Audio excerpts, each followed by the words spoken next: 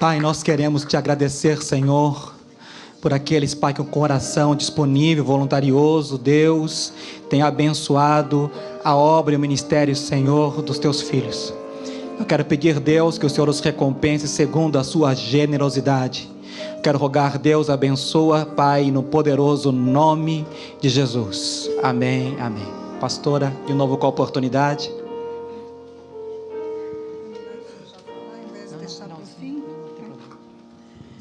Podem sentar-se, queridos.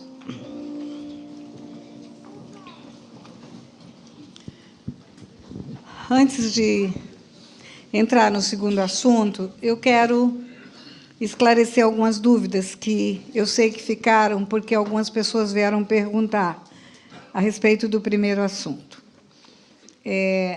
Uma pessoa foi perguntar ao pastor se tem alguma implicação espiritual o fato dele ser criança ainda e ter vivenciado dentro da casa dele um histórico de aborto. Não tem consequência espiritual. Do mesmo jeito que as crianças não tiveram responsabilidade quando os homens voltaram com a incredulidade para Deus, lá no dia que foram espiar a terra prometida, as crianças não têm responsabilidade espiritual pelos pecados. O pecado ele precisa ter a vontade de agir e o entendimento do bem e do mal. E criança não tem entendimento do bem e do mal. E nem adolescente não vai poder influenciar uma decisão de uma pessoa da família para abortar. Agora, um adulto poderia influenciar.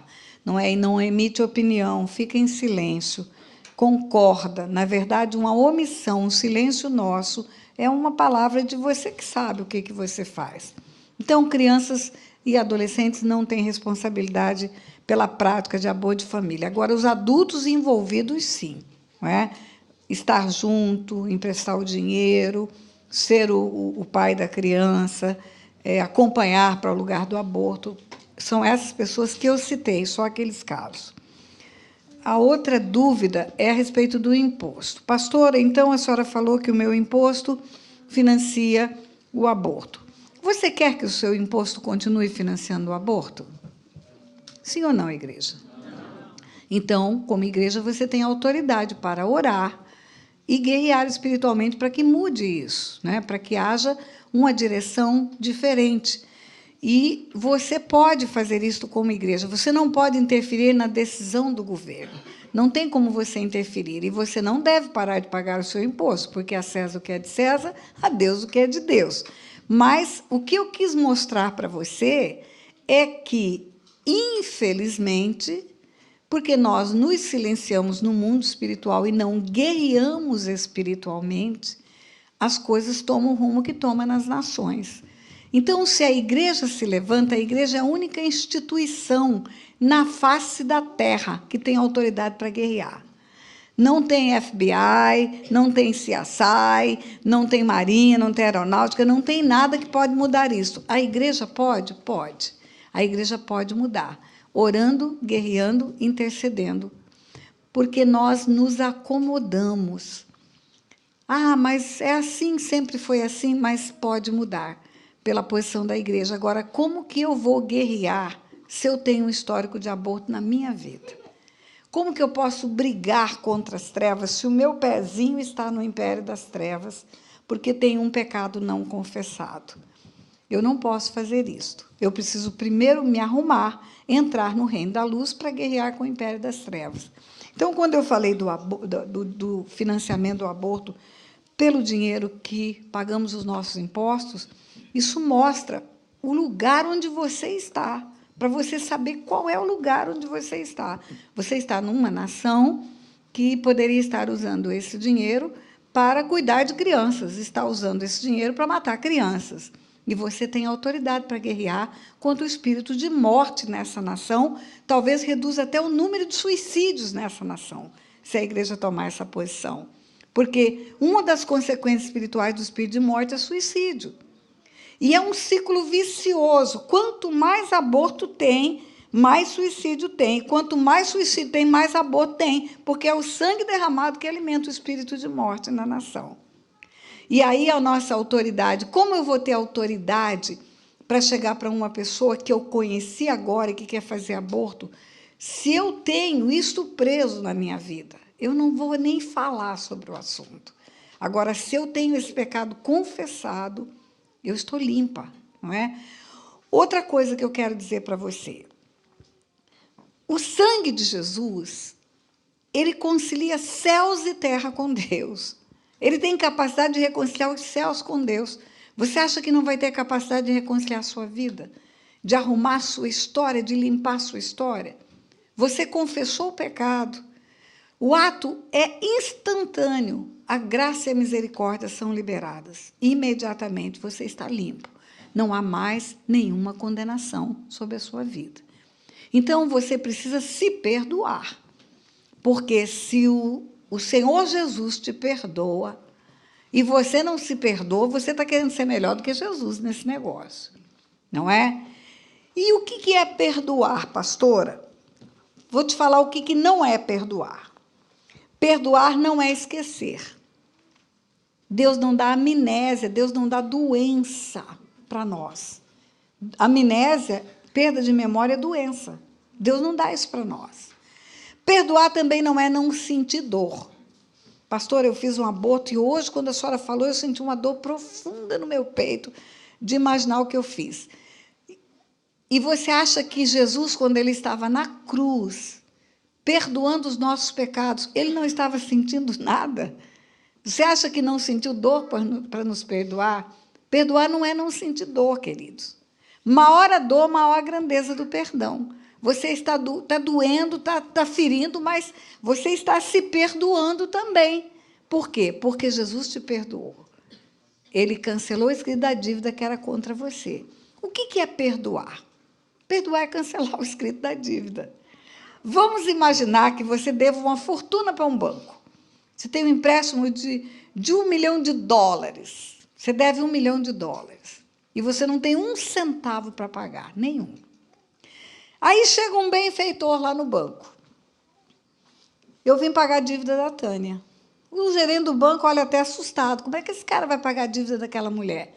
Ele diz, eu decidi pagar a dívida dela. Faz um cheque de $1 milhão, entrega na mão do gerente. Ok. A dívida é minha. Resulta de um contrato entre mim e o banco. Eu estou devendo. O assunto é meu e o banco. Outra pessoa não pode se meter nesse negócio sem a minha concordância. Em direito chama anuência. Eu preciso anuir, eu preciso concordar. Então, o gerente do banco me manda chamar. E ele fala para mim, Tânia, apareceu um homem aqui e deixou um cheque de $1 milhão para pagar a sua conta. Você aceita que ele pague sua conta? Tem gente que fala, vou pensar. Riscar o escrito da dívida é isso. Ele riscou o escrito da dívida que era contra nós, ele pagou a nossa conta, o inferno não tem mais nada para nos cobrar. Quando você confessa o pecado, rasgou, acabou a história. Entendeu? Limpa. Então, você não se acuse mais, porque não tem mais nenhuma condenação contra você. Acabou de riscar essa cédula hoje aqui. Amém? Diga glória a Deus. Glória a Deus. Amém. Eu quero te falar de um princípio espiritual agora. Salmo 115, versículo 16. Acredita em mim, está escrito o que eu vou falar. Não precisa procurar, não. Sabe por quê? Eu vejo que algumas pessoas demoram para achar. E eu quero falar muita coisa. E a fé não vem pelo procurar, a fé vem pelo ouvir. Enquanto você está procurando, você não está ouvindo. Eu fico escutando check, as folhinhas lá. Então, acredita que está lá onde eu vou te falar. Se não tiver, o pastor levanta e fala mentira. Salmo 115, versículo 16, diz, os céus são os céus do Senhor, mas a terra deu a ele aos filhos dos homens. Os céus são os céus do Senhor, mas a terra deu a ele aos filhos dos homens. Quando você vê a palavra céus na Bíblia, ela às vezes aparece como regiões celestiais. Por exemplo, na carta aos Efésios, está escrito que antes da fundação do mundo, Deus nos abençoou com toda sorte de bênçãos espirituais nas regiões celestiais. Na mesma carta aos Efésios está escrito que a nossa luta não é contra a carne e o sangue, é contra principados, potestades, dominadores desse mundo tenebroso, forças espirituais da maldade nas regiões celestiais. Região celestial é mundo espiritual. Eu falo que a carta aos Efésios é um manual de guerra, porque fala que o Deus Pai está nas regiões celestiais, no mundo espiritual. Bendito nosso Deus e Pai de nosso Senhor e Salvador Jesus Cristo, que antes da fundação do mundo nos abençoou com toda a sorte de bênçãos espirituais, aonde? No mundo espiritual, nas regiões celestiais. Primeiro as coisas acontecem no mundo espiritual, depois elas são chamadas à existência no mundo natural. É como se o mundo natural fosse só esse salão, e o mundo espiritual fosse todo o Japão. O mundo espiritual é maior do que o mundo natural. Deus primeiro falou para Josué, hoje eu entreguei Jericó na sua mão. O hoje foi no mundo espiritual. Jericó só caiu 7 dias depois no mundo natural. No mundo espiritual acontece primeiro, depois vai acontecer no mundo natural. Muito bem.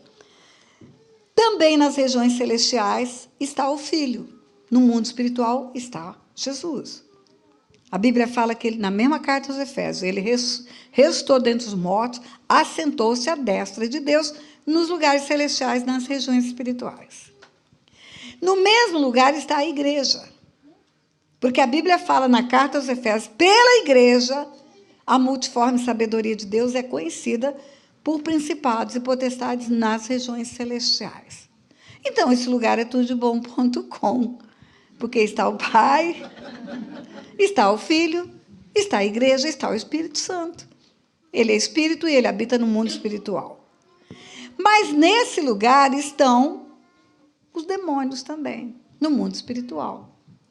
Pastor, os demônios estão no mundo espiritual, no mesmo lugar? No mesmo lugar. Por quê? Porque são espíritos. A única diferença entre um demônio e um anjo é a desobediência. Um demônio é um anjo fora da posição. É um anjo feito por Deus para ser de luz e que, pela desobediência, tornou-se demônio. É um espírito imundo, foi feito para ser um espírito de luz. Lúcifer e Satanás são a mesma criatura. A única diferença é a posição que se encontra. Não está mais no reino da luz, está no império das trevas. Mas tudo é no mundo espiritual. Existem duas regiões espirituais. Existem duas regiões, uma espiritual e uma natural.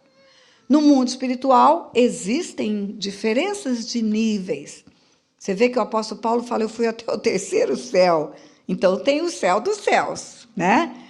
Mas é mundo espiritual, é região celestial. Quando a Bíblia fala, os céus são os céus do Senhor, mas a terra deu a ele, aos filhos dos homens. Está falando de mundo espiritual e mundo natural. O mundo natural foi dado por Deus para os homens. Tudo que existe de natural, tudo que foi criado de natural, foi um presente de Deus para nós. Quando você vai para a criação, Gênesis 1:26, depois que Deus criou tudo ele disse, também disse Deus, façamos o homem à nossa imagem, conforme a nossa semelhança, e tenha ele domínio sobre tudo. Eu não tenho como não lhe ensinar conceitos jurídicos, porque foi assim que Deus me ensinou o mundo espiritual. As pessoas falam, mas tem uma contradição, pastora, no que a senhora está falando. Se a Bíblia diz que a terra e tudo que nela existe pertence ao Senhor, como que a terra é dos homens? Deus me fez juíza para entender que existem dois conceitos diferentes. Um é o conceito de propriedade, o outro é o conceito de domínio, posse. Ele é o proprietário da terra. A terra, tudo que nela existe é de propriedade de Deus. Agora, ele entregou para o homem dominar. Domina sobre tudo. Meu filho, toma conta. Você pode ter uma casa sua, escritura sua, você é o proprietário. No Brasil tem que ter escritura e registro de imóveis, não sei se aqui tem que ter também. Mas a propriedade é minha, mas eu posso deixar um filho meu morar. Ele pode morar lá 10, 20, 30 anos. Ele não tem direito de vender, ele não tem direito de destruir, mas o proprietário tem, mas ele pode dar para outro morar. Então, quando diz a Bíblia, os céus são os céus do Senhor, mas a terra deu a ele, aos filhos dos homens, deu a posse da terra. E esse é o único plano de Deus. Quando você vai para o futuro, novo céu, nova terra, você vai ver no fim da Bíblia, lá no livro de Apocalipse, ele vai destruir, vai fazer tudo novo. Você vai ver que a nova terra ele vai dar para os homens de novo. Porque está escrito, digno é o Cordeiro de abrir o livro, tirar o selo, porque foi morto, e com o seu sangue comprou povos de todas as raças, tribos e nações, e os constituiu reis e sacerdotes, e reinarão sobre a terra. De novo está escrito. Deixa eu fazer um parênteses aí. Quando a Bíblia fala que ele é rei de reis, senhor de senhores, quando fala que ele é rei de reis, a gente logo pensa, ele é rei da rainha da Inglaterra, rei da rainha da Escócia, rei da rainha da Holanda. Não, ele é rei de um reino onde ele constituiu povos de todas as raças, tribos e nações. E por isso nós somos raça eleita, nação santa, sacerdócio real. Esse reino que nós trabalhamos para implantar, ele é nosso. Às vezes trabalhamos para implantar o reino de Deus, o reino de Deus, o reino de Deus. Esse reino é a nossa herança. A Bíblia fala que o Senhor Jesus falou para os seus discípulos, ó pequenino rebanho, ó vosso Pai se agradou vos dar o reino. Também ele disse que ouviremos, vinde benditos do meu Pai para o reino que vos está preparado, desde antes da fundação do mundo. Vocês é que são um reino sacerdotal. Quando fala que ele é rei de reis, ele é rei de um reino. Esse reino é agora. Senhor, venha o teu reino. Seja feita a tua vontade, assim na terra como no céu. Cada vez que você se limpa, cada vez que você se alinha com o céu, você está implantando o reino dos céus. Você está entendendo o que eu estou te falando? Então, vira para quem está ao teu lado e fala, você é rainha, você é rei nessa terra. Você que está casado, fala para sua mulher, ô minha rainha.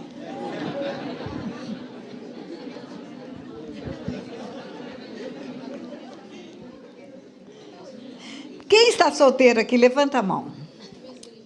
Não tem vergonha de levantar a mão, não. Quem está solteiro, levanta a mão. Eu tenho certeza que tem mais gente do que levantou a mão. Vou até botar o óculos aqui. Quem está solteiro, levanta a mão. Eu quero orar por você. Vou orar, estou falando sério, levanta a mão. Pai, em nome de Jesus, eis aqui os seus filhos e suas filhas que precisam casar-se, Pai. A tua palavra diz, não é bom que o homem esteja só. Eu creio, Pai, que há no teu coração um projeto de família para a tua igreja. Filhos e netos e bisnetos, geração bendita na terra. E eu peço ao Senhor que não termine este ano, Pai, sem que os teus filhos e as tuas filhas venham a conhecer e começar um relacionamento com aquele que vai ser o esposo e a esposa, Pai. Em nome de Jesus. Amém? Amém. E se alguém falou para você que você está encalhada, por isso que você não teve coragem de levantar a mão, deixa eu te dizer uma coisa, encalhada não é uma mulher solteira, encalhada é uma mulher mal casada. O navio está preso. Enquanto o navio está navegando, tem um porto seguro esperando para chegar. Viu? Não importa a idade que você está. Uma amiga minha casou-se o ano retrasado com 51 anos de idade. Feliz da vida. Os céus são os céus do Senhor, mas a terra deu ele aos filhos dos homens. Por causa desse princípio espiritual, que a terra é dos homens. Vou fazer outro parênteses. Imagina a criação, imagina o que você comeu hoje. Eu comi ovo no café da manhã, comi legumes, que eu não tinha hábito de fazer isso, achei espetacular comer salada de manhã. Tomei um café, comi gelatina. Você acha que Deus colocou legumes na terra para ele? Você acha que Deus pensou, vou acordar e vou comer um alface hoje?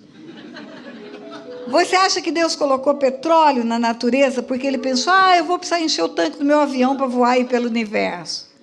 Tudo foi para o homem, querido. Tudo que existe no mundo natural é para o homem. Deus é espírito e não precisa de coisas naturais. Nada do que existe no mundo natural, o oxigênio na terra. Imagina que ele tem um pulmão e fica respirando.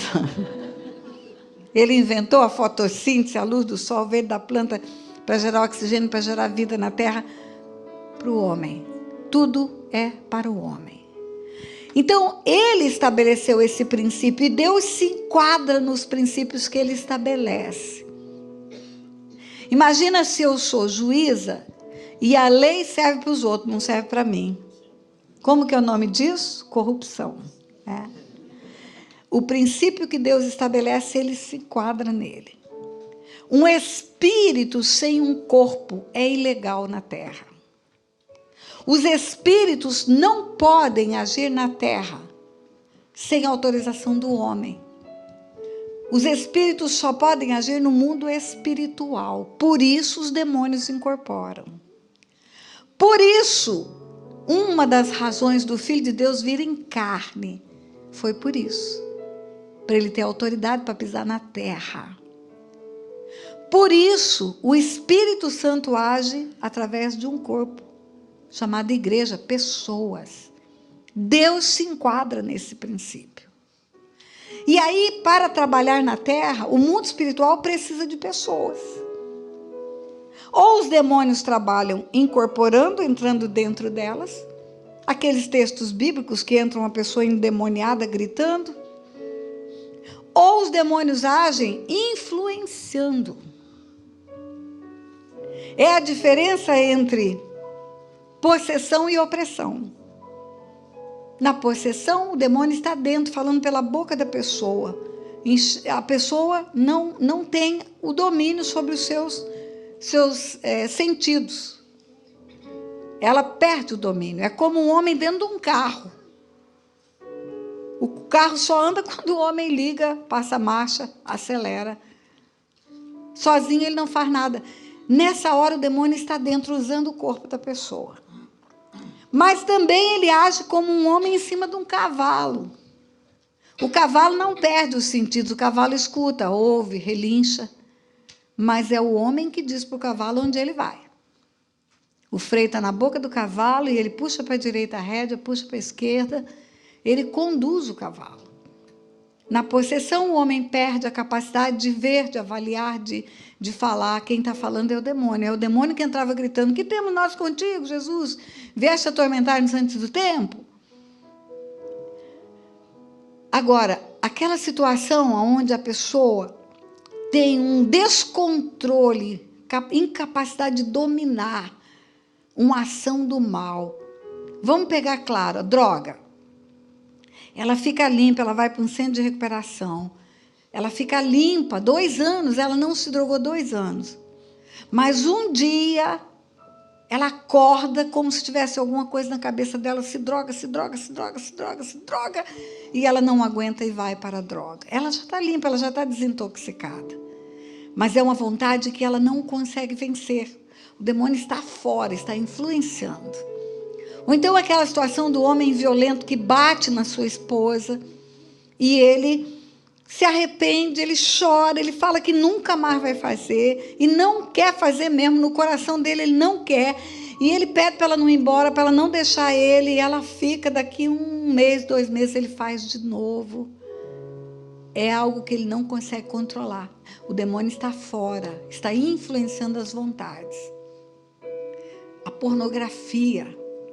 Eu não quero mais, eu acabei de me masturbar na frente de um computador, eu não quero mais, eu orei, eu arrependi, eu chorei.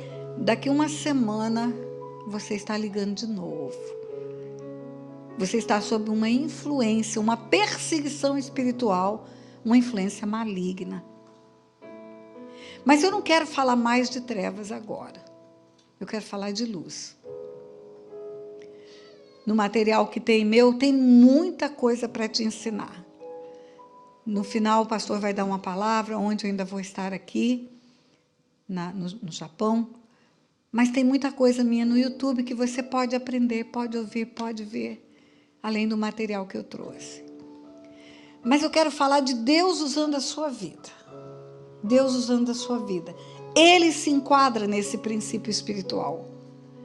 Ou ele age dentro de você pelo Espírito Santo, ou ele influencia você pelas suas decisões. Você escolhe. Porque tem hora que não é o Espírito Santo, é a escolha do homem. É o homem que escolhe fazer aquilo que é certo, aquilo que é errado. Então eu quero primeiro contar para você algumas histórias bíblicas para você entender o que eu vou te falar. Tinha um rapaz, no começo da igreja, chamado Filipe. Filipe era um jovem que estava nas primícias da igreja, ganhando almas, ganhando almas, ganhando almas. Um dia Deus falou para ele assim: vai para aquela estrada que liga Jerusalém a Gaza, vai para uma estrada deserta. Não tinha lógica o comando de Deus. Mas Deus não trabalha dentro de lógica. A lógica era o Filipe ficar na cidade, consolidando as pessoas, trabalhando com elas, discipulando elas. Não era ir para uma estrada deserta, mas Deus falou, vai lá. E Filipe foi, daqui a pouco vem uma carruagem. E nessa carruagem tem um homem da Etiópia. Esse homem era um líder de governo, ocupava um cargo de governo na Etiópia. E esse homem vinha de Jerusalém para viagem para a Etiópia. Estava passando nessa estrada que liga Jerusalém a Gaza. E ele estava com os seus textos abertos. Naquele tempo eram pergaminhos. Aquele rolinho ou de papiro ou de couro de animais. E ele estava lendo um texto bíblico. E aí, Filipe perguntou para ele: o que você está lendo? Agora, veja bem, imagina a cena comigo, vamos entrar nessa cena. Um homem vem vindo numa carruagem, numa estrada sem asfalto, poeirenta, deserta, e tem um rapaz no cruzamento. E quando a carruagem passa no cruzamento, o rapaz começa a correr do lado da carruagem. Qualquer coisa você vai pensar, é um ladrão que está chegando. E esse rapaz corre do lado da carruagem por um comando de Deus. E ele pergunta para o eunuco, o etíope, o que o etíope estava lendo. E o etíope estava lendo um texto do profeta Isaías, aquele mesmo texto que deu para fazer o filme do Mel Gibson, Paixão de Cristo. Ele veio, para ser moído pelas nossas transgressões, pelas suas pisaduras fomos sarados. O texto da morte do Messias. Aí a carruagem está correndo e o rapaz está correndo do lado, o rapaz a pé e a carruagem andando. Pense nessa cena, pense na loucura que é essa cena. Aí o rapaz a pé pergunta para o homem na carruagem: e o senhor entende o que o senhor está lendo? E o homem fala: não. Aí ele fala: pois eu posso explicar. Só aí que a carruagem parou. Aí o homem parou porque tinha interesse. Filipe subiu, explicou, é o texto da morte do Messias. É a profecia, o Filho de Deus viria, já veio. O senhor está vindo de Jerusalém, não viu lá que morreu no meio de dois, numa cruz? Pois esse é o Messias, é aquele que falou que ia acontecer, aconteceu. E ele falou que quem crê e foi batizado será salvo. E o eunuco fala: eu creio. E o que impede de eu ser batizado? Nada. Tinha uma água na beira do caminho, Filipe batizou. E o eunuco foi embora para a Etiópia. Foi a primícia do evangelho na Etiópia. Depois que isso aconteceu, Deus arrebatou Filipe daquele lugar. Deixa eu te falar uma coisa. Arrebatar é Joe. Sabe o que é Joe? É de outro mundo. É sobrenatural. O que é Joe, Deus faz. O que não é Joe, é o homem que faz. Veja bem a logística desse negócio.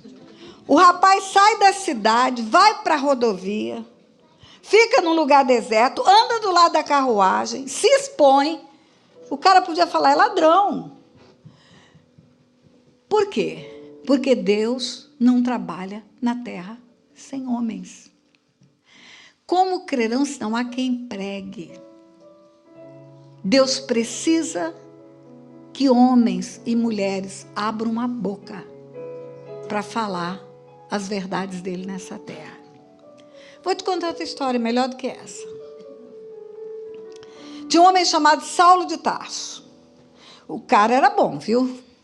ele era zeloso, ele era certo que estava certo, igual muita gente na face da terra aí, que está adorando outro Deus, está certo que está certo. Certo que estava certo. Na cabeça dele, o judaísmo era o certo e o cristianismo era uma seita. Esse povo seguindo esse cara que ficou aí ensinando 3 anos, esse povo é louco. E ele estava fazendo maldade com os cristãos. Ele estava servindo às trevas, pensando que estava certo. E um dia ele está indo para Damasco, Saulo de Tarso indo para Damasco com carta na mão, autorizativas, para botar na cadeia o povo de Deus.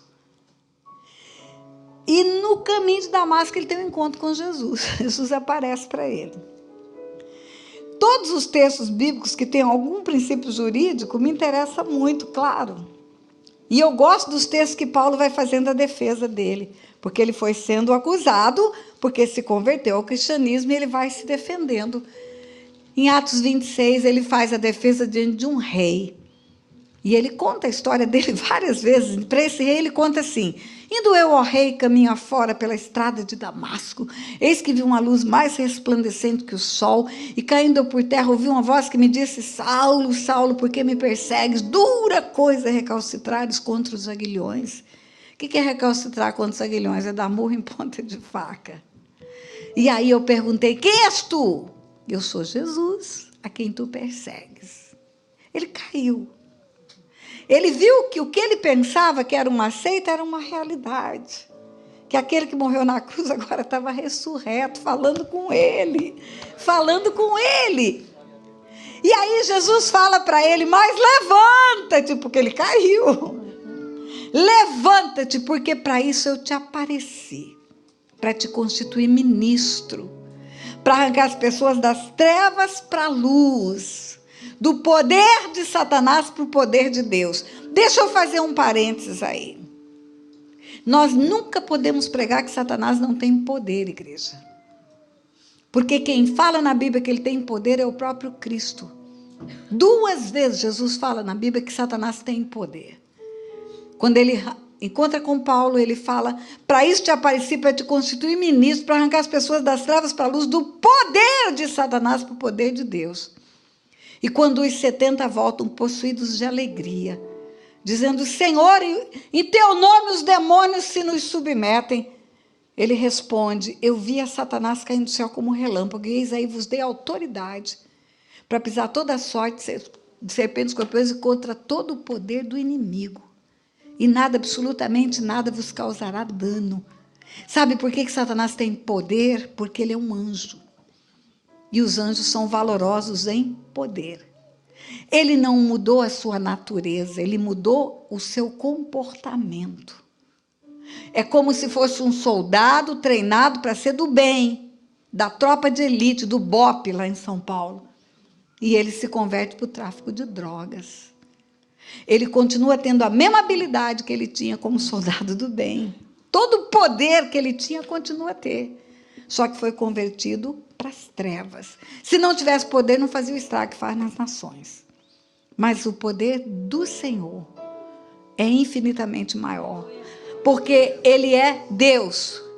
Satanás quer ser adorado como Deus, mas ele não é um Deus caído, ele é um anjo caído, ele é uma criatura caída. Deus é aquele que o criou, que o formou. E esse que o criou tem todo o poder, não é? Mas Saulo de Tarso tem esse encontro com Jesus. E ele fica cego. Ele ficou cego. E aí ele vai para um lugar em Damasco, que era a casa de um amigo dele. O amigo chama Judas.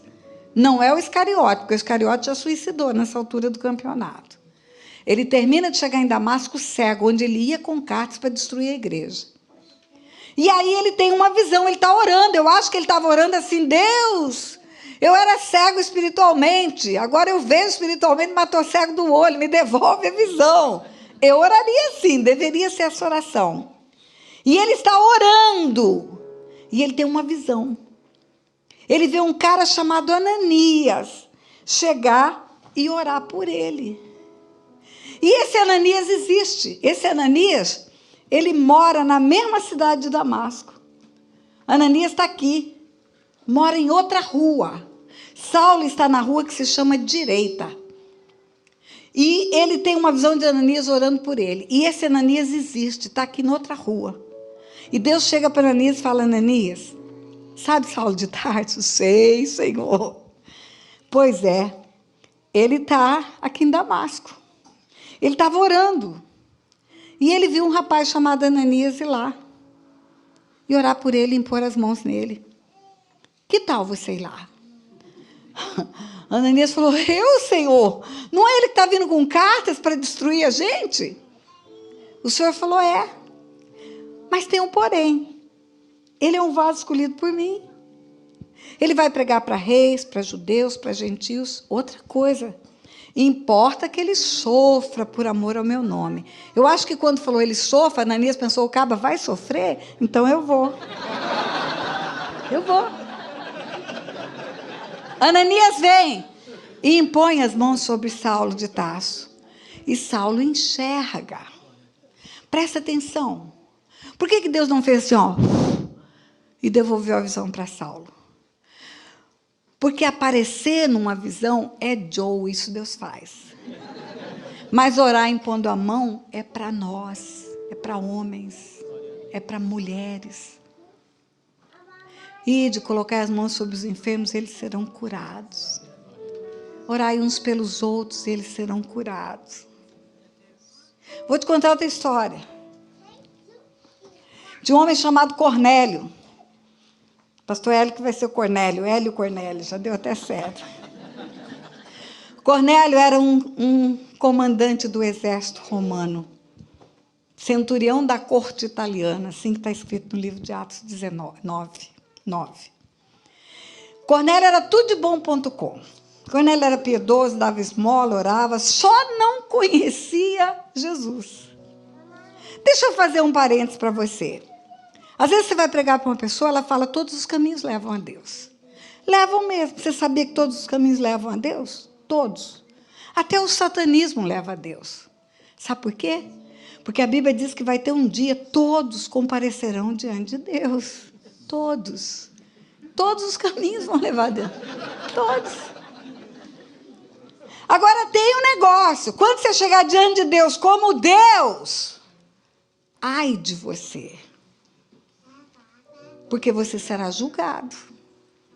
Agora, quando você chegar diante dele como filho dele, ele como teu pai, a conversa é outra. Por isso que Jesus fala: eu sou o caminho, a verdade e a vida. Ninguém vem ao Pai, senão por mim. Só um que leva ele como Pai. Por quê? Porque Jesus veio para os seus não o receberam, mas todos os que o receberem tornam-se filhos de Deus. Ah, você vai chegar a Deus como filho ou como reles criatura? Se você chegar como filho, você vai ouvir: vindos benditos do meu Pai, para o reino que você está preparado desde antes da fundação do mundo. Só os filhos têm a herança da cruz, queridos. Só os filhos. E Cornélio era tudo de bom. Não conhecia Jesus. Ele não tinha encontrado ainda o caminho. Ele achava que todos os caminhos estavam certos. Agora, Deus viu o coração dele. Deus é tremendo, igreja. Tem gente que está no terreiro de macumba, dentro do roncó. Você sabe o que é roncó? Roncó é o quartinho. Ela riu porque ela sabe. Roncó é aquele quartinho que a mulher fica 21 dias, ou o homem, de cabeça raspada, com vários cortes no corpo, tirando sangue para se tornar um pai de santo, uma mãe de santo. O sangue é derramado, colocado num alguidar, mistura com ervas, aquilo junta coró, junta micróbio, depois a pessoa toma um banho daquilo, 21 dias ela fica naquele lugar. Depois você vai ver ela andando pelas ruas da cidade, de cabeça raspada, ela saiu do roncó, com o braço cheio de amarra, cheio de coisa. A pessoa pode estar no roncó, para virar mãe de santo. Se ela clamar e falar: Deus, eu quero te conhecer, se revela a mim de verdade, Deus vai se manifestar, porque tem muitas histórias dessas. Muitas. Ninguém que clamar vai perder. E aí aquele homem era bom, piedoso, era tudo de bom.com. Deus falou: eu vou mostrar para esse cara a verdade. E estava lá Cornélio orando, cidadão do bem, só não conhecia Jesus. E Deus se manifesta, ele aparece para Cornélio. Cornélio tem uma visão. Fala para ele assim, olha, manda mensageiros a Jope. É outra cidade. Na história de Filipe, Deus deu o nome da rua. De Ananias, Deus deu o nome da rua. Falou, Ananias, o Saulo está na rua que se chama Direita. Deu até o nome da rua. Se tivesse CEP, daria o CEP, o código postal. Agora Deus fala para esse homem, manda mensageiros a Jope. Aquela cidade que fica na beira do mar, Deus ainda falou qual é a cidade. Para não ter dúvida, é aquela cidade. E lá na rua que fica na beira do mar, tem um cara que mexe com couro. Faz bolsa, faz alforje, faz alpargatas. Esse cara chama Simão. Mas não é esse cara que tem algo para te dizer, é outro cara. É outro Simão, chama Simão Pedro. Manda mensageiros trazer Simão Pedro, que Simão Pedro tem algo para te dizer. E lá em Jope, outra cidade, que fica na rua que fica na beira do mar, tem o Simão mesmo, está aqui ele, ó. Simão Pedro. Quem que é Simão Pedro? Simão Pedro era aquele cara que era pescador, e Jesus passou e falou, vinde após mim, eu vou te fazer pescador de homens. Foi batizado com uma unção de evangelista. Abria a boca, convertia 3.000. Abria a boca, convertia 5.000. Abria a boca, convertia 7.000. Eu acho que ele bocejava e o povo se convertia. Pedro era o evangelista, ganhador de almas. Mas ele tinha um pequeno probleminha. Ele era preconceituoso. Pedro achava que salvação era só para judeu. Ele não conhecia aquela música do Roberto Carlos, se ele conhecesse, ele cantaria, e que tudo mais, vai para o inferno, né? Porque ele achava que era só para judeu. Aí Pedro está na casa de Simão o curtidor, no endereço que Deus deu, e os mensageiros estão vindo de Cesareia para chegar nesse lugar. Devem ter demorado 2, 3 dias. Quando eles chegam na porta, eles devem ter perguntado pela cidade. Aqui na rua da beira do mar tem alguém que mexe com couro, tem aquela casa amarela lá tal. Bateram na porta. Quando eles chegam na porta, Pedro está no alto da casa, está meditando e tem uma visão. E nessa visão desce lençol, com répteis invertebrados. Deus fala, mata e come. Eu não como, Senhor, o que é imundo, o que é impuro, o que é comum. E Deus fala, mata e come 3 vezes. Ele não entendeu muito bem. Mas quando aquelas pessoas chegaram, o Espírito fala para ele, desce, que tem gente procurando ele. Quando ele chegou lá embaixo, que ele escutou a história, a moça trabalhava na casa, toda a casa tinha uma moça, certo? Falou, tem um negócio estranho acontecendo, chegou um povo aqui que veio de Cesareia, diz que Deus apareceu lá para um comandante do exército, mandou vir aqui, mandou procurar o Senhor, e eles estão aqui querendo saber cadê o Simão Pedro. Eles me conhecem? Não, não conhecem, mas Deus falou que o senhor estava aqui. Quando Deus confirmou no coração dele, ele entendeu. Ah, é isso que é mata e come. Não tem nada que é imundo para Deus. Todos os povos precisam. Todas as raças, tribos e nações. E Pedro foi. Acompanhou aquelas pessoas. Chegou na casa de Cornélio.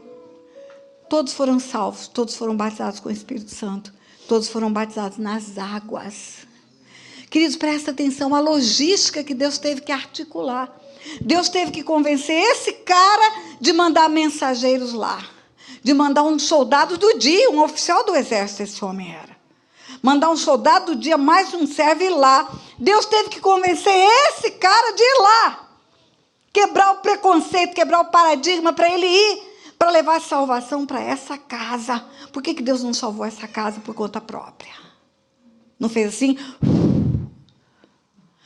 Diga, porque Deus não trabalha sem os homens na terra. Diga. É pela instrumentalidade de homens e mulheres que Deus realiza os seus planos na terra. Você consegue entender isso? Aparecer na visão é Joe, isso Deus faz. Aparecer na visão é Joe, isso Deus faz. Mas pregar o evangelho não é Joe. É da terra isso. Os anjos gostariam de fazer isso, não podem.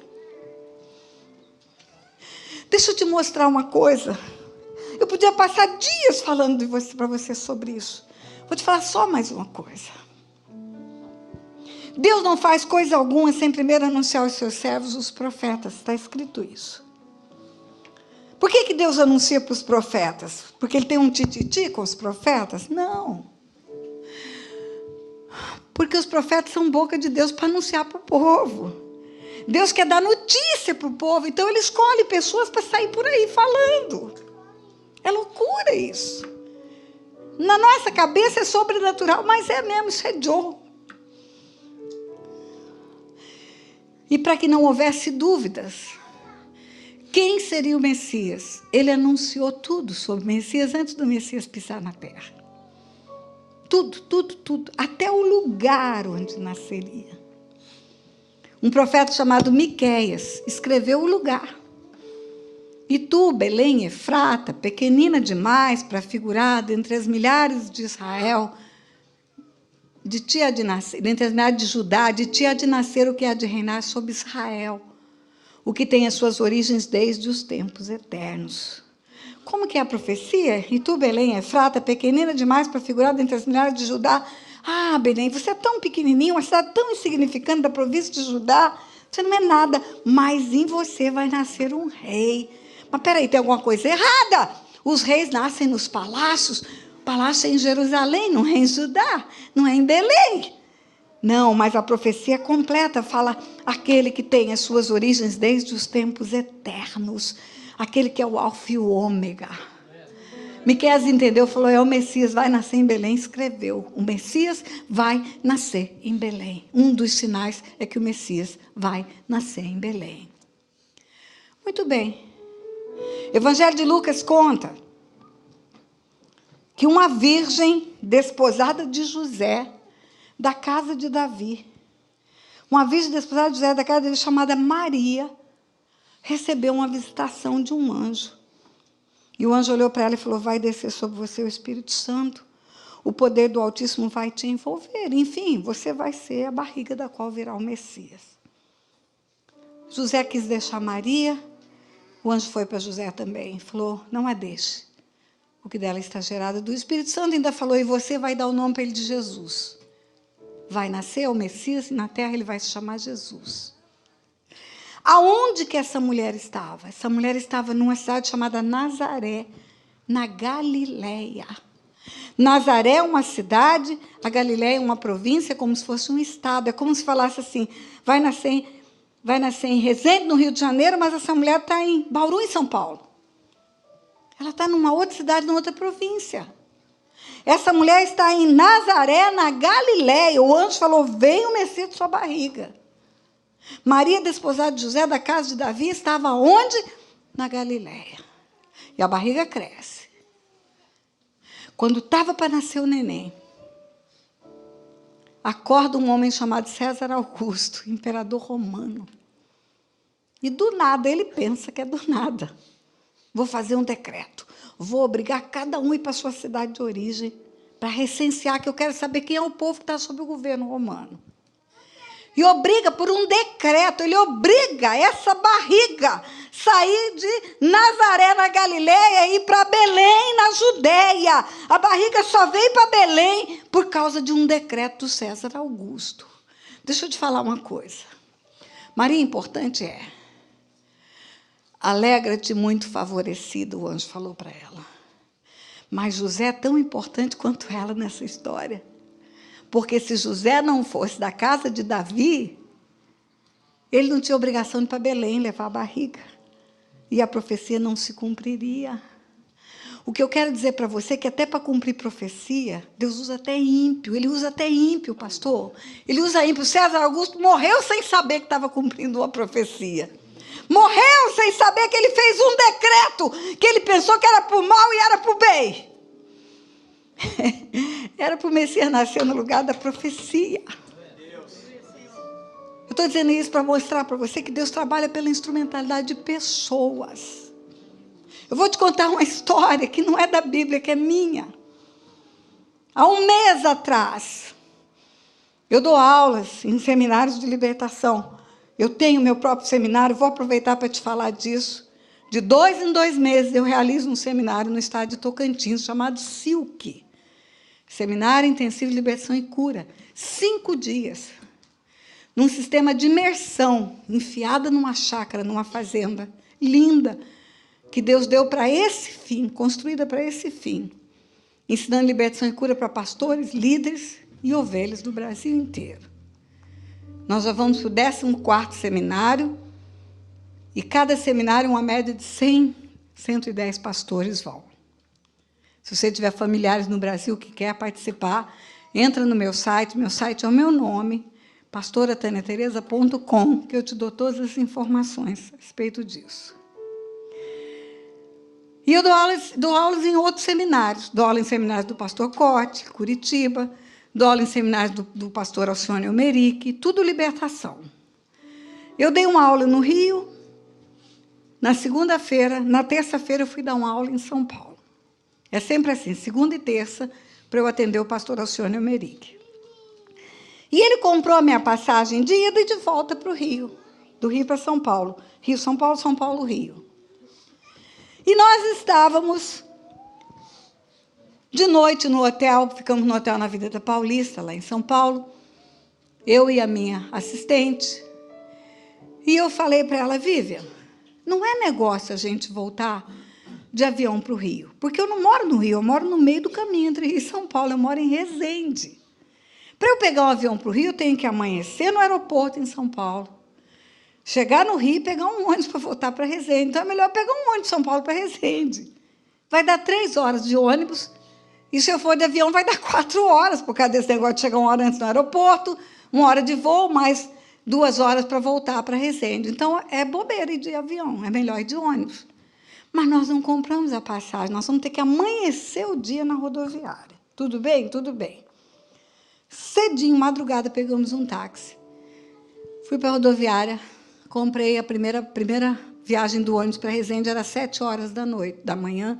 Chegamos umas 6 e pouco na rodoviária, conseguimos 2 passagens. Vai dar tempo de tomar um café? Vai dar tempo de tomar um café. Corremos para uma lanchonete no canto, perto do elevador, tem uma boa lanchonete para tomar um café na rodoviária em São Paulo. Várias vezes eu peguei o ônibus em São Paulo, várias vezes. E várias vezes eu vi um piano de cauda no canto daquela lanchonete. Sempre ali, aquele piano bonito, preto, eu achei que era uma decoração daquele lugar. Muito bem, nesse dia a gente compra a passagem, compra o café, eu sento de costa para o piano, e, de repente, eu escuto uma música linda, linda. A primeira impressão que eu tive é que era música ambiente em caixas de som na rodoviária. Pensei, que legal, botaram sonorização na rodoviária. Mas, daqui a pouco, entrou uma voz, e o rapaz estava cantando uma música dos Beatles. E cantando maravilhosamente bem, piano e voz. E, naquela hora, eu vi que era ao vivo o negócio, eu virei. Quando eu virei, tinha um mendigo, um homem maltrapilho, sujo, morador de rua, homeless. Um mendigo sentado tocando aquele piano de cauda. Mas tão bem, mas tão bem, mas tão bonito. Um artista vestido de mendigo tocando aquele piano. E meu coração ficou muito apertado. Eu falei, Deus do céu, esse homem com esse talento todo está nas ruas. Lógico que ele está tocando para ganhar um dinheiro aqui. Amanheceu o dia na rua, deve ter vindo na rodoviária cedo para usar um banheiro, e agora está tocando para ganhar uns trocados. E eu já levantei com dinheiro no bolso. Falei, só vai dar tempo de eu ir ao banheiro e voltar para a gente descer para embarcar. Quando eu passei do lado do piano, que eu deixei o dinheiro sobre o piano, Deus falou comigo. Ele falou, minha filha, é um filho meu que está no mundo. Parecia que meu coração ia explodir. Eu não sabia o que eu fazia, porque ele estava tocando, eu sabia que ele precisava terminar de tocar para aquelas pessoas que estavam ali darem um trocado para ele. Mas eu tinha que ir ao banheiro antes de embarcar. Uma viagem de 2 horas e meia, 3 horas, eu precisava ir ao banheiro antes. E eu pensei, eu vou ao banheiro correndo, quando eu voltar, ele já terminou de tocar, eu converso com ele. E foi isso que aconteceu. Quando eu voltei, ele estava terminando os últimos acordes da música. Aí eu encostei no piano do jeito que eu estou aqui no púlpito. Eu falei para ele, moço, o senhor acredita que existem profetas na terra? Ele falou, baixou a cabeça, levantou o olho cheio de lágrimas, falou, eu creio. Falei, pois eu quero dizer uma coisa para o senhor. Eu estou aqui como profeta de Deus. E eu quero dizer para o senhor que Deus tem saudades do toque do teu piano dentro da igreja. Aquele rapaz baixou a cabeça, eu parecia que ia explodir. Levantou e começou a tocar um louvor naquela rodoviária. Queridos, o louvor encheu aquela rodoviária, como se Deus tivesse colocado amplificador em todos os cantos da rodoviária.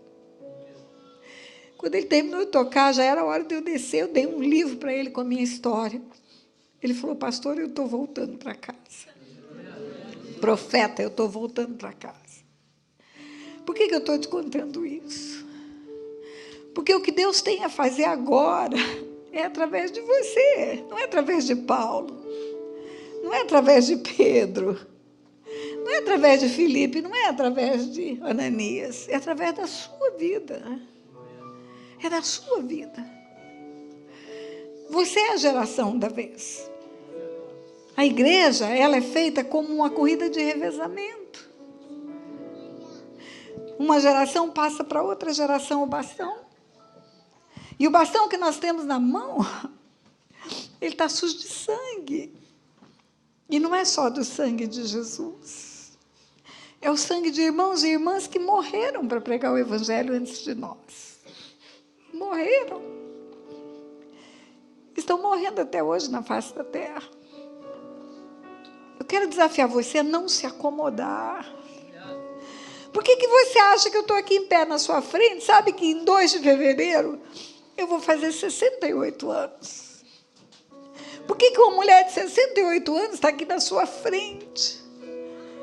Depois de viajar 36 horas.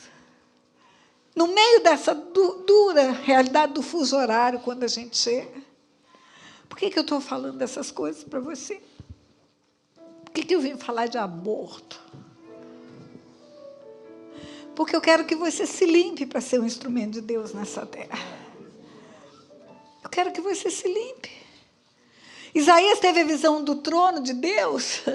Isaías capítulo 6, ele fala que ele viu a glória de Deus, um alto e sublime trono, serafins ao redor do trono, cantando, santo, santo, santo é o Senhor, toda a terra está cheia de sua glória. Deixa eu fazer um parênteses para você, último. Por que você acha que os anjos ficam falando uns para os outros, santo, santo, santo é o Senhor? Porque não foi para Isaías que eles falaram. Tem hora que aparece anjo na Bíblia para dar mensagem para o profeta. Os anjos apareceram para João na ilha de Patmos e falaram, escreve a visão. Tem hora o anjo vem para trazer uma mensagem de Deus, o anjo chega para Maria e fala, vai descer sobre você o Espírito Santo. A visão de Isaías foi, ele viu, ele testemunhou o que tinha no céu. Ele viu o anjo falando para anjo, o anjo não falou para Isaías, o anjo olhou para anjo e falou, santo, santo, santo é o Senhor, toda a terra está cheia de sua glória. Anjo olhou para anjo e falou, santo, santo, santo é o Senhor. Anjo olhou para anjo e falou, santo, santo, santo é o Senhor. Por que você acha que os anjos ficam repetindo isso? Sabe por quê? Porque eles foram testemunhas de um anjo haver se esquecido da santidade de Deus, tornado-se demônio. Eles estão lembrando uns para os outros, não esqueça que Deus é santo. Não esqueça que Deus é santo. Não esqueça que Deus é santo. Não brinque com a santidade de Deus. É isso que eles estão fazendo. Isaías viu tudo isso. E ele caiu em si. Cair em si é arrepender-se. Quando ele fala, eu sou um homem de lábios impuros e habito no meio de um povo de impuros lábios, você sabe que os lábios são simbólicos. A Bíblia fala que o coração é que está cheio, sabe, pela boca o que está no coração. Aquela hora ele disse, eu sou impuro. E quando você se arrepende, o que fizemos hoje aqui?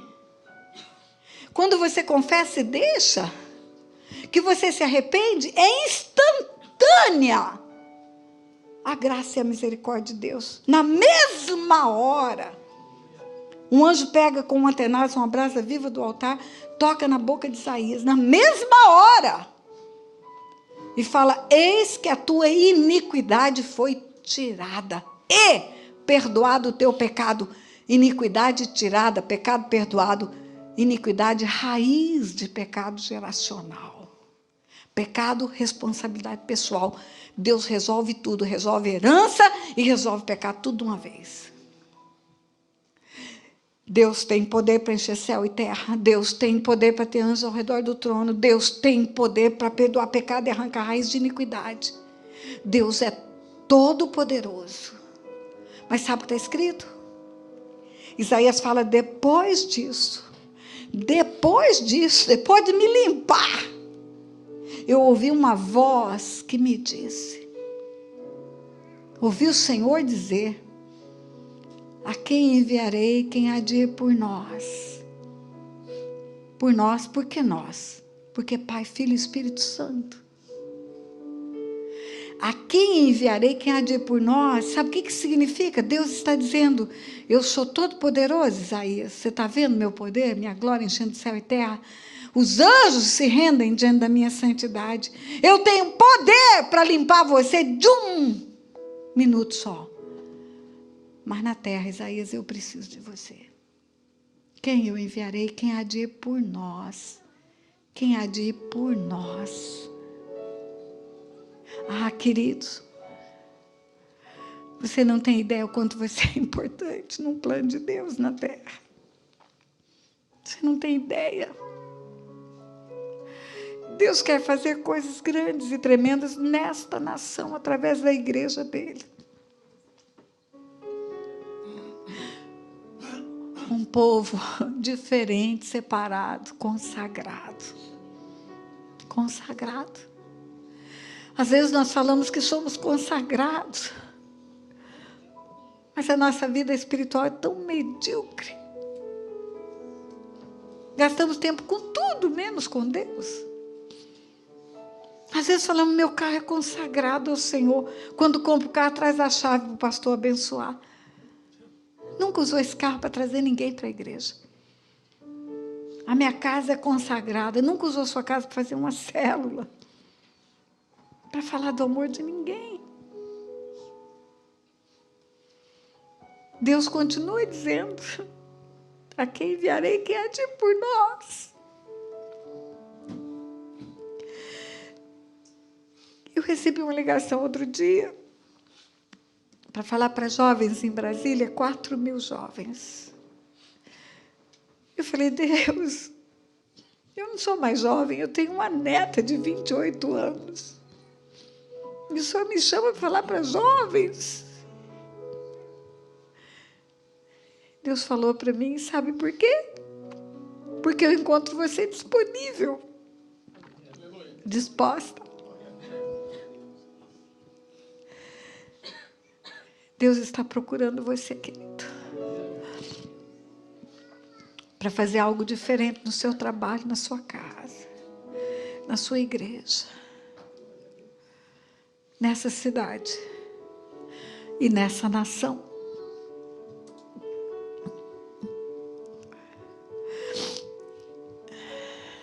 O Senhor falou que me levaria a todos os continentes da terra. Ele está cumprindo a palavra. Se você se colocar nas mãos de Deus, limpando a sua vida, limpando. Deus precisa de canais limpos para Ele trabalhar na terra. Você vai ser surpreendido com o que Deus vai fazer. Você quer ser um instrumento de Deus nessa nação? Fique em pé, eu vou orar com você.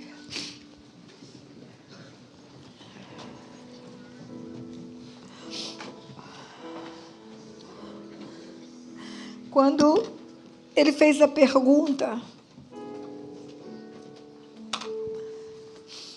Isaías respondeu, eis-me aqui, Senhor. Envia-me a mim. Usa-me a mim, Senhor, usa-me, usa-me, usa-me. Quando as pessoas falam assim, pastor, eu vou orar pela senhora.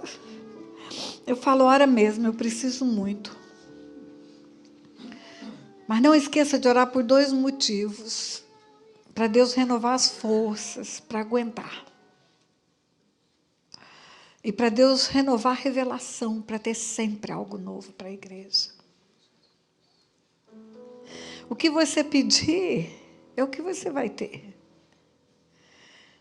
Até para curar, Jesus perguntava: o que queres que eu te faça? Se você pedir: Senhor, usa-me, amém, usa-me. Eu quero isso. Eu quero ser um instrumento na tua mão. Eu quero ser usada pelo Senhor. Eu quero, Pai. Olha, se cada um de vocês ganhar uma alma, o ano mal está começando. A igreja dobra. Se ganhar 2, a igreja triplica.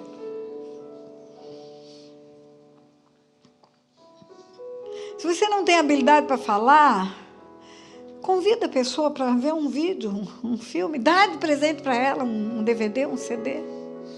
Traz ela, insiste com ela, insiste muito, até ela querer ficar livre de você, e vem só para querer ficar livre, e se Jesus pega ela.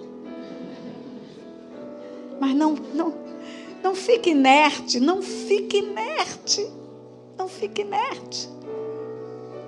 Cada segundo que a gente cala a boca, pode ter um suicídio nessa nação.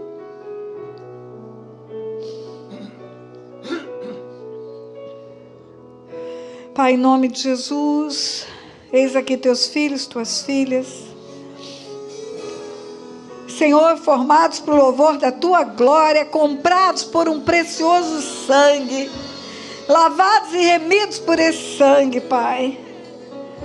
Herdeiros das tuas promessas, filhos e filhas do Senhor. A tua palavra diz que ele veio para os seus não o receberam, e todos que o receberam, deu-lhes o poder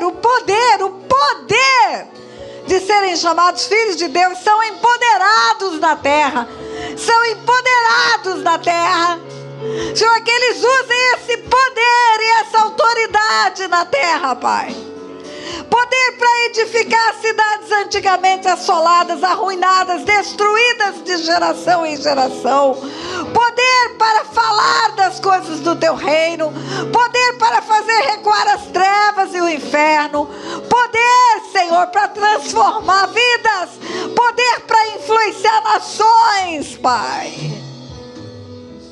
Eis aqui os teus filhos, Pai. Ao ficar em pé, eles estão dizendo: usa-me a mim, Pai.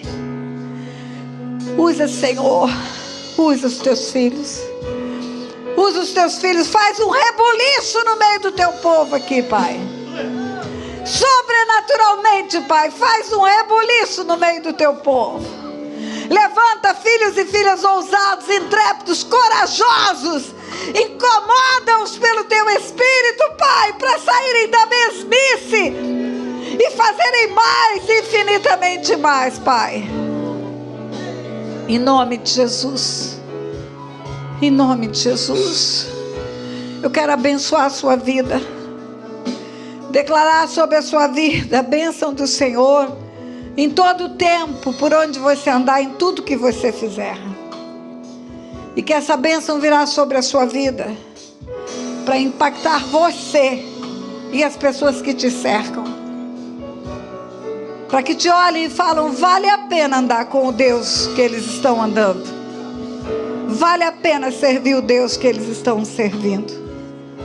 Em nome de Jesus. Em nome de Jesus. Você pode aplaudir o Senhor?